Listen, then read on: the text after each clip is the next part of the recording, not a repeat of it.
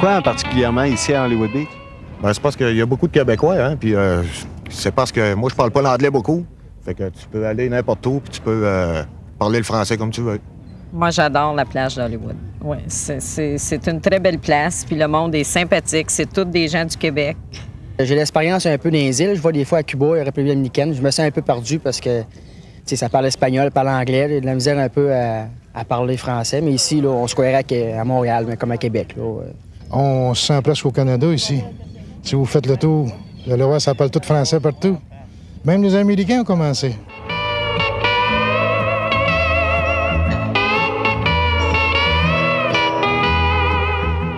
Les Québécois choisissent l'est de la Floride et plus particulièrement la ville de Hollywood Beach parce qu'ils retrouvent un peu du Québec sur ces plages.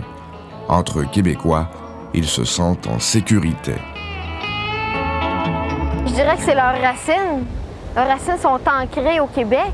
Puis c'est de la sécurité aussi, d'être tous ensemble. C'est des gens qui se connaissent. Puis ils vivent ici ce qu'ils vivent au Canada, mais dans une température, dans une atmosphère de détente, de vacances. Ils partent pas à l'aventure comme les pyramides d'Égypte ou les choses comme ça. C'est justement d'être chez nous, loin de chez nous. Je ne savais pas qui s'adressait chaque fois qu'il y avait des problèmes. Bien, vous venez ici, ah ouais? C'est moi qui s'occupe de toute la business québécoise.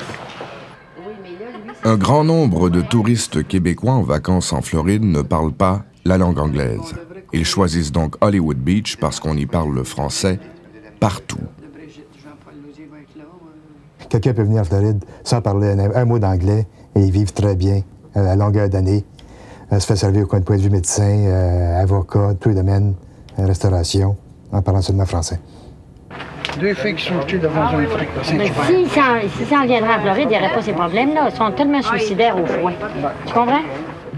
Un grand nombre de touristes québécois à Hollywood Beach ne lisent pas plus l'anglais qu'ils ne le parlent. Lorsqu'ils veulent de l'information sur ce qui se passe au Québec, ils n'ont pourtant que l'embarras du choix. C'est le seul endroit, je pense, sur Terre où les Québécois peuvent se procurer soit le Journal de Montréal, la Presse, la Gazette, le Soleil de Québec, le Journal de Québec, le quotidien, pas le quotidien, mais le Progrès Dimanche de Chicoutimi, la Nouvelliste de Trois-Rivières, la Voix de l'Est de Granby ou la Tribune de Sherbrooke.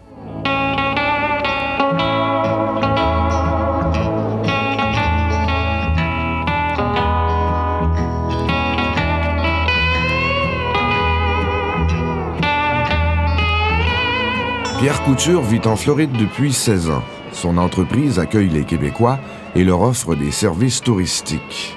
Il sait pourquoi les Québécois choisissent la région d'Hollywood Beach.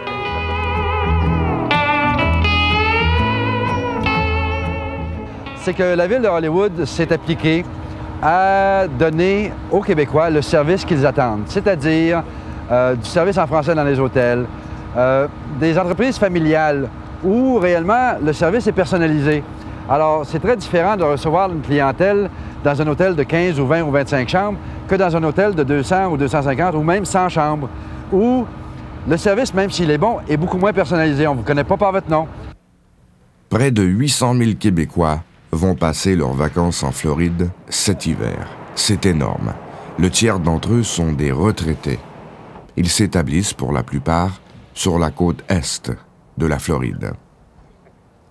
Parce qu'on a passé sur la côte ouest l'année passée, nous autres, là, à Tarpon Spring, près de Tampa, là.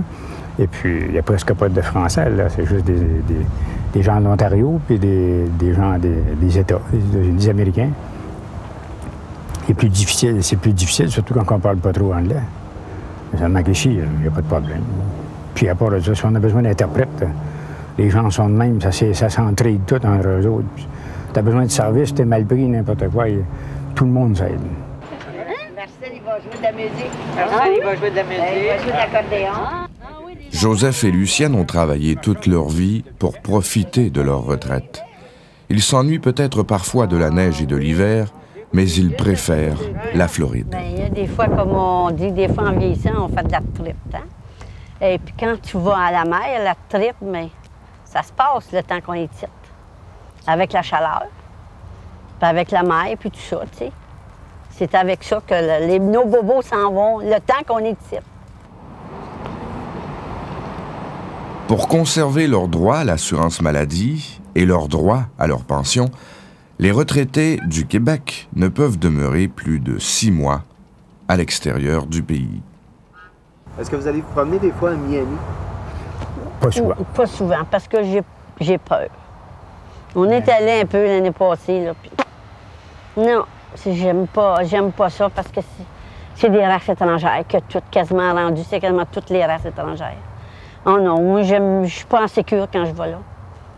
Non, pas du tout, pas du tout. Ici, je me sens en sécurité, mais pas à Miami. Non. Non. Je pense pas qu'on y aille souvent dans ces coins-là.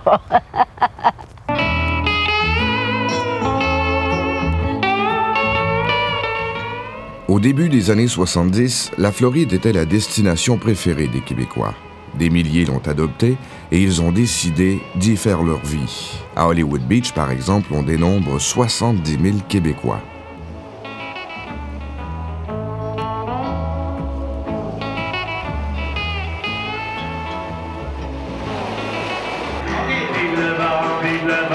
Loin de renier ses origines, cette communauté a conservé ses mœurs et ses coutumes.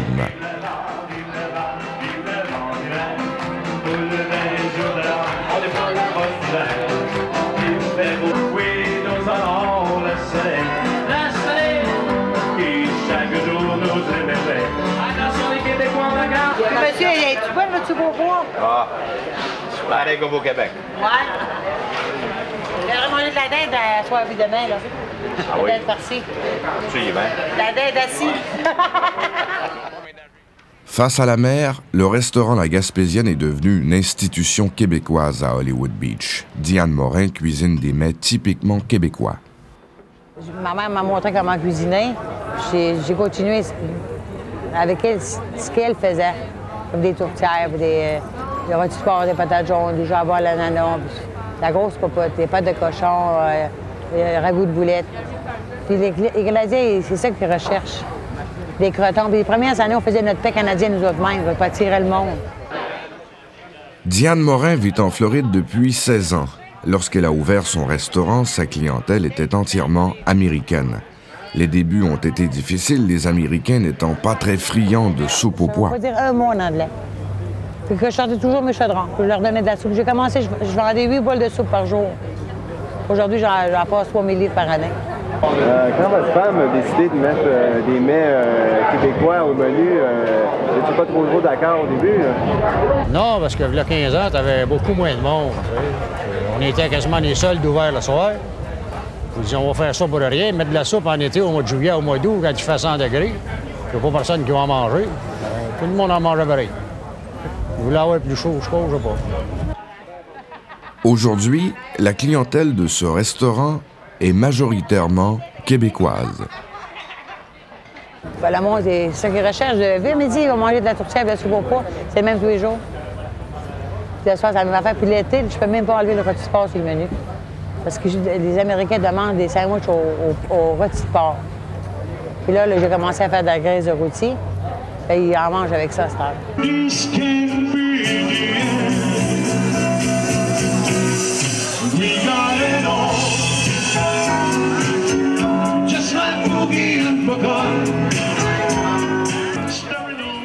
Les Québécois ont aussi apporté avec eux leur joie de vivre.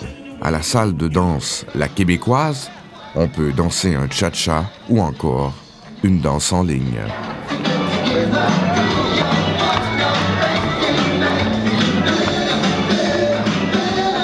Vous avez besoin de faire votre grillage aussi, parce que là, ça, c'est pas bon, ça, si vous ne le faites pas, là.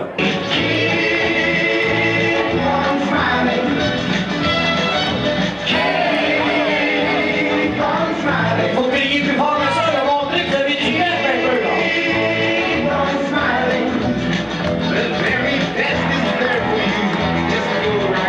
OK, tout le monde ensemble.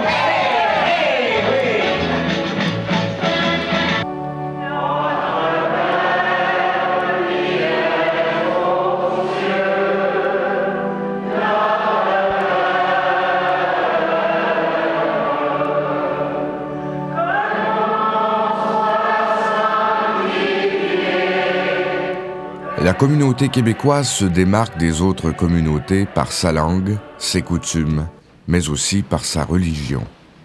Pendant que nos églises se vident au Québec, celles de Hollywood Beach et de Allendale en Floride sont pleines à craquer. Il y a une très grande demande. Ça dépasse même nos capacités parfois. Il y a des périodes où on a de la difficulté à accueillir toutes les personnes dans nos églises. Comme ici, l'église est très grande, mais à partir de Noël, c'est complètement rempli. Et même, il y a des gens qui n'ont pas de siège.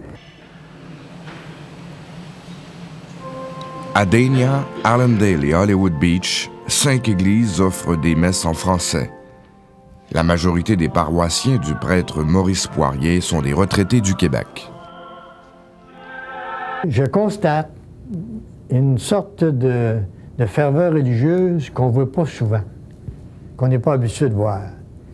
Voyez-vous, une quantité de monde comme ça, là, les gens sont attentifs, les gens sont tranquilles, les gens, on dirait, ils sont venus là vraiment parce qu'ils ont pris la peine de se déranger pour venir prier. L'église La Petite Fleur a une autre mission. C'est le lieu du culte, bien sûr, mais aussi celui des rencontres. L'église devient une sorte de rassemblement. Vous avez des gens qui viennent d'un peu partout, de Québec, de Montréal, de Sherbrooke, de Shawinigan, de notre région, la région de Drummondville, Victoriaville. Ces gens-là, autour de l'église, se retrouvent une fois par semaine. C'est vraiment naturel de se retrouver, de se regrouper. Ça existe depuis l'Antiquité, ça. C'est besoin de se retrouver en frères. On trouve ça dans la Bible, dans le temps d'Aaron.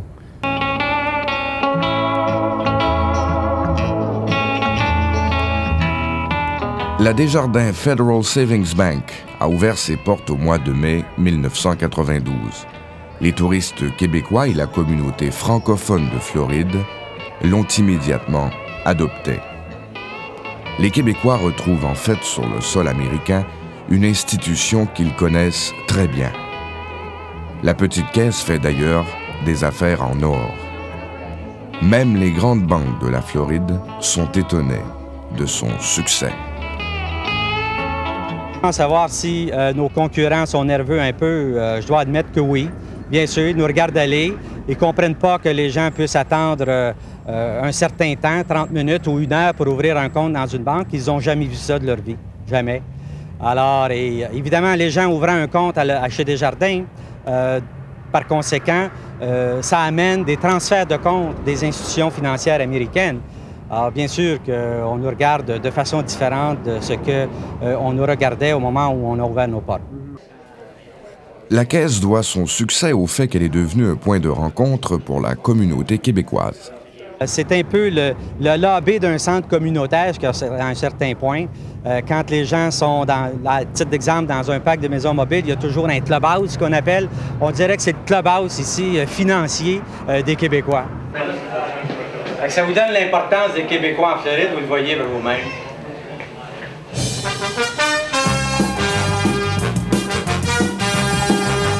Une communauté n'en est pas tout à fait une sans une force constabulaire.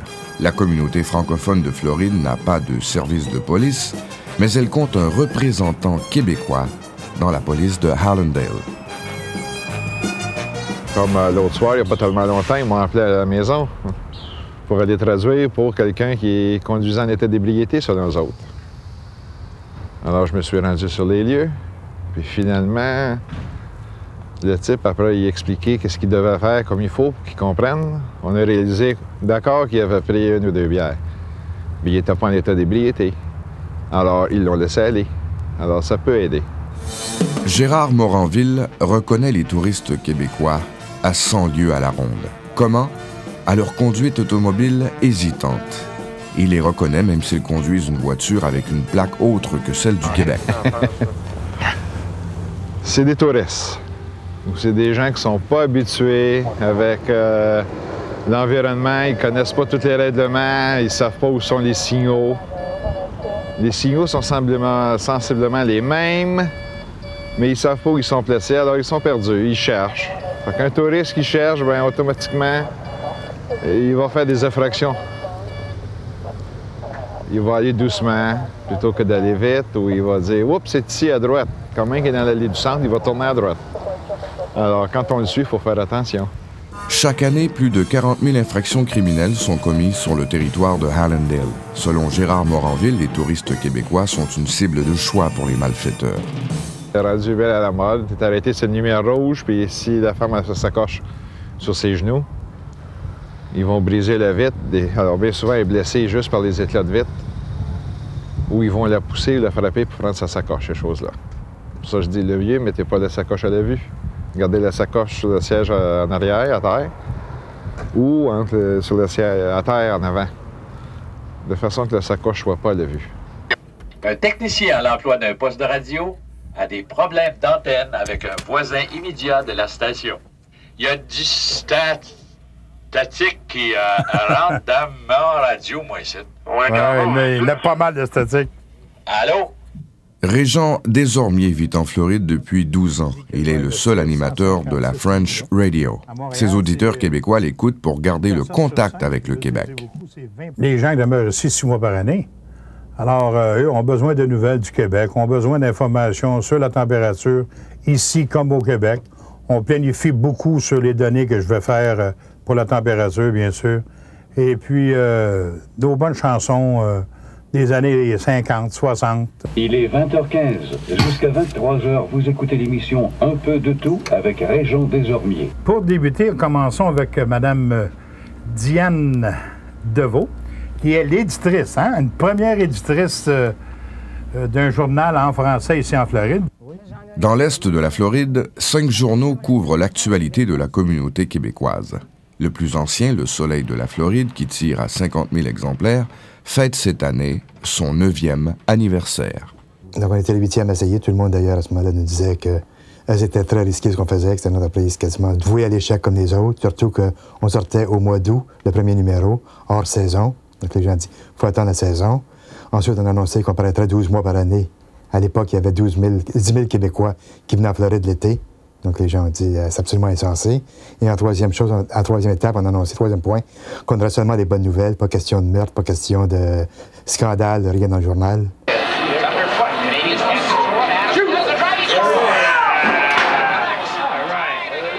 Même en Floride, les Québécois demeurent des mordus de leur sport national. Ils suivent assidûment les matchs du Canadien et des Nordiques. Il y a tellement de choses différentes ici de chez nous. On en voit, là, la bouffe est différente, les gens sont un peu... on a décidé de venir passer un samedi soir à écouter à ce qu'on fait habituellement au Canada, la même chose le samedi soir, venir écouter une partie de hockey des Canadiens. C'est une tradition un petit peu, une habitude du samedi soir. Un grand nombre de Québécois regardent le hockey au bar, le Penalty Box. Le propriétaire de ce bar, Rosaire Paiement, est d'ailleurs un ancien joueur des Flyers de Philadelphie. On a du hockey ici en Floride. Puis comme je dis, au mois de janvier, j'ai 3 équipes de Atom ou Pee-Wee qui appellent, qui s'en viennent de Montréal. Passer 10 jours ici, j'ai organisé à peu près 5-6 games pour eux autres. Ça va être du fun. J'ai bien des équipes qui viennent ici pour une semaine, 2 semaines. On organise 2-3 games contre eux autres. Fait que ça crée l'atmosphère du hockey tout le temps.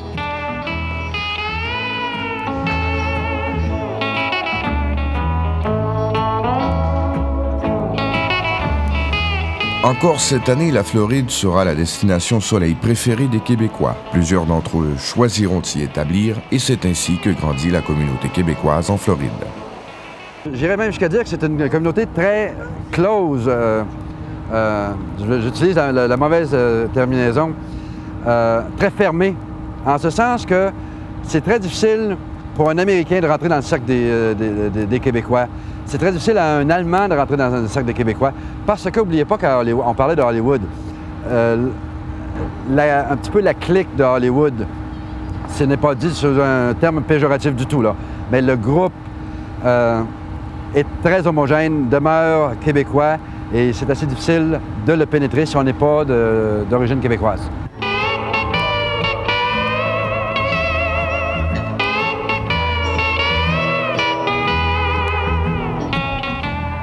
Pour les Américains, il n'y a en fait qu'une façon de s'intégrer à la communauté québécoise, le mariage.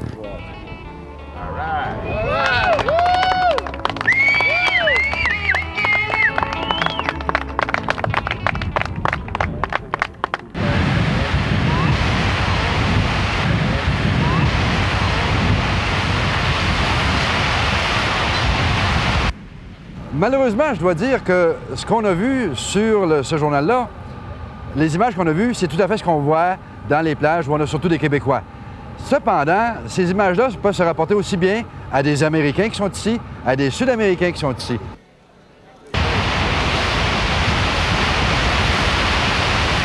Tous les touristes qu'il y a ici, qui viennent en Floride, de les accuser qu'ils ne laissent pas de pourboire les Québécois, c'est peut-être vrai dans certains cas. Dans d'autres cas, c'est pas vrai. Mais c'est aussi vrai des Européens, c'est aussi vrai des Sud-Américains. Alors, pourquoi s'attaquer spécifiquement aux Québécois? J'en vois pas particulièrement la raison. Les Québécois en Floride inquiètent les Américains. La présence des French Canadians ne se fait pas sentir que sur les plages. Ils sont aussi présents dans le monde des affaires. Effectivement, si je vous donne à titre d'exemple, dans Miami Nord, vous avez au moins 3 ou 4 constructeurs québécois qui sont là depuis quelques années, qui construisent des condos, des unités de condos, des complexes, et un après l'autre. Ils sont situés tout près de l'Intracoastal. Et évidemment, en majorité, ce sont des Québécois qui achètent à ces endroits-là. Mais ça démontre quand même qu'il y a beaucoup d'investissements d'hommes d'affaires québécois qui se font dans les municipalités environnantes. Arnie Wolf est promoteur immobilier. Ce Québécois a investi plus de 10 millions de dollars en Floride. Selon lui, les investissements québécois sont importants pour les Américains. Les investissements qu'on fait ici, c'est énorme, premièrement. Si on est capable d'engager, comme j'ai dit, presque 1000 Américains sur un projet, nous avons acheté des autres projets aussi. On a une autre plantation en Floride, j'ai une autre à Orlando. Puis ce qu'on donne à l'économie américaine, c'est extrêmement important. La Floride est un marché d'acheteurs. Pour Lorraine Raté, agent immobilier, ces acheteurs sont d'abord et avant tout des Québécois. Très grosse part. Je crois les statistiques qu'on a émises dernièrement, c'est que 80% des ventes qui se sont faites dernièrement, dans les derniers 6 mois peut-être, là, que ce sont les Canadiens qui achètent. Au cours des 3 dernières années, Marc Blouin a vendu pour plus de 18 millions de dollars en investissement immobilier à des Québécois. La clientèle québécoise est en fait inaccessible aux agents américains. Des comptes de banque de 200 000, puis 250 000, puis 100 000 qui sont transferts, ça, il y en a souvent. Ils ouvrent un compte de banque avec les cartes de crédit, puis après ça, ils demandent la route pour télégraphier de l'argent, puis ça se télégraphie par coût de 100 000 pour investir des business. Puis il y en a beaucoup qui sont retraités au Canada, que leur maison est payée. Donc, au lieu des fois de prendre un prêt hypothécaire ici, ils hypothèquent leur maison au Québec. Puis ils paient celle-là comptant ici. Donc, les Américains, ils disent tout ça. Tous les Américains disent où est-ce qu'ils prennent leurs argent, les Canadiens français. Ça, ils ne comprennent pas ça. Ils pensent que tous les Canadiens français, c'est des millionnaires. Jules Roy est courtier en valeurs mobilières à Boca Raton. Il constate que les Québécois diversifient leur portefeuille en investissant en Floride. Selon lui, les millionnaires québécois ne se cachent pas toujours où l'on croit. Je me déplace, je vais le rencontrer, on commence à jaser, puis il me dit, ben voici, puis il sort ses papiers, puis il me les donne pas. Il me dit, ben j'ai telle chose, qu'est-ce que tu en penses, j'ai telle chose, pour vérifier ce que je connaissais un peu du marché. Et puis, finalement, puis là, ici, on parle d'un portefeuille de plusieurs millions de dollars, là, tu sais. Puis quand je dis plusieurs, là, c'est au-dessus de 5 millions de dollars. Donc, c'est un monsieur qui vit dans un parc mobile, qui est là depuis des années,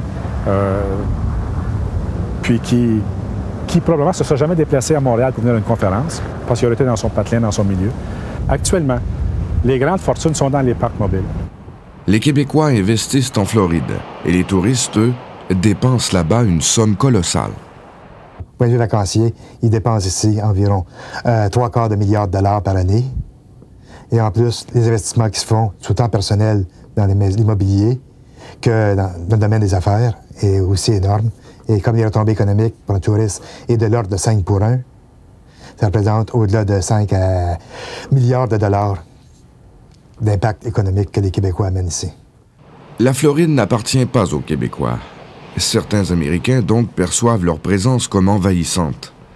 D'autres cependant sont conscients que c'est le tourisme québécois qui fait vivre la côte est de la Floride.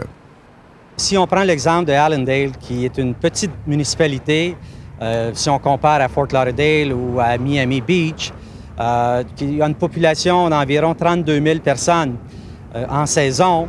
De ces 32 000 personnes-là, il y en a environ 23 000 que ce sont des Québécois.